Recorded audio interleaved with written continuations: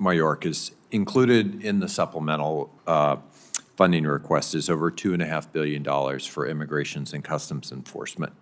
And I've had longstanding concerns about the conditions at the Torrance County Detention Facility, where in 2022, the Department of Homeland Security's OIG actually recommended immediately relocating all of the ICE detainees from Torrance until the facility ensures adequate staffing and safe living conditions. A later subsequent DHS OIG report reaffirmed the same sort of basket of problems. And so what I want to ask, I have a very simple request for you. I want you to become personally familiar with this facilities and its challenges. Will you commit to doing that? I will, and I should say two things. Go ahead. One, the conditions in ICE detention facilities is indeed a priority, and for the first time, we closed 5 facilities that did not comply with the conditions that we insist upon. I commit to you to look at the Torrance facility, Senator. I look forward to working with you on that. Secretary Mayorkas, I also want to ask you to we've sort of glossed over what you said about the importance of technology at our land-based ports of entry. So I want you to expand on the technological investments that are incorporated into this supplemental and why they're so important, in particular, to detect illicit narcotics like fentanyl. And please reiterate why it's also so important to focus specifically, because of the numbers, on those land-based ports of entry.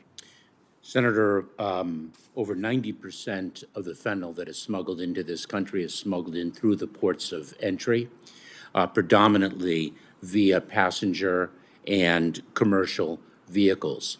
And non-intrusive inspection technology, it's known as, everything is, it seems, in the government by its acronym NII, is a remarkably efficient force multiplier in enabling us to detect the ingenious ways that fentanyl is sought to be smuggled through those vehicles.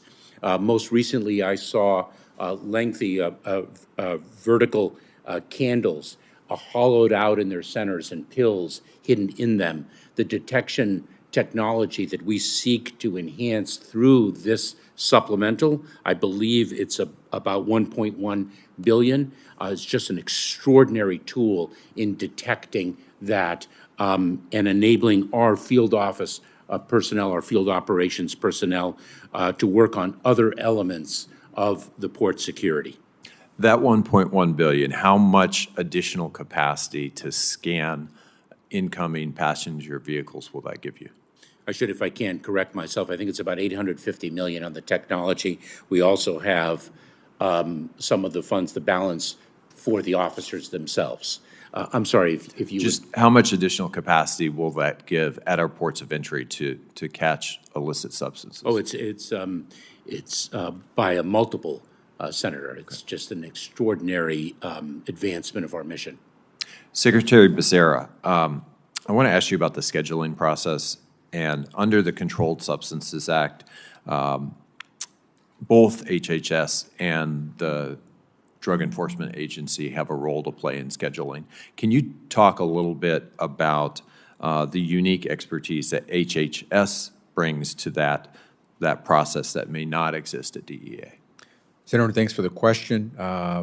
Principally through the Food and Drug Administration, the FDA at HHS, it is our responsibility to try to give the science on substances so that, therefore, DEA can then decide where to classify that substance when it comes to being a narcotic or a substance that could have an impact on society.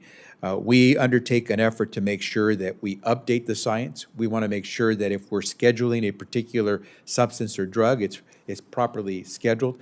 And so whether it is all the fentanyl and what we're seeing today with some of these drugs that are having an impact on our country, we want to make sure that they are properly, based on the science, scheduled for activity. We also want to, for example, make sure that we can do the research that's necessary to determine how to schedule a drug. Thank you, Madam Chair.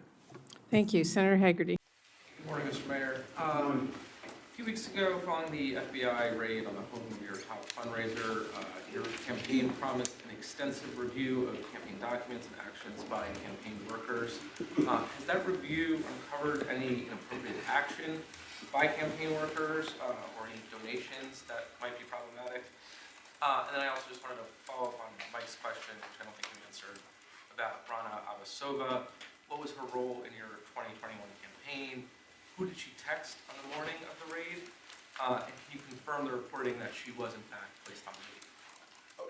My review and the review from our compliance team continues to show what I've always felt and will continue to say.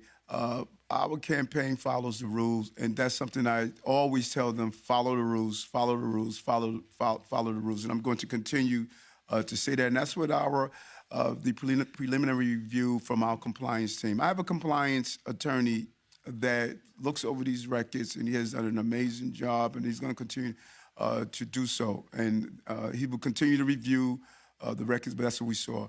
And anything dealing with particularly the potential employee, I will turn it over to our counsel.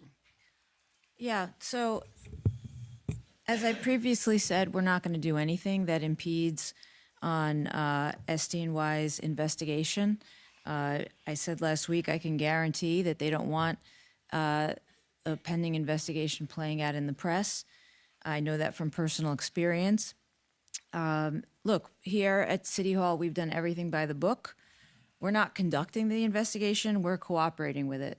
And so we're not going to comment in response to the question that you asked.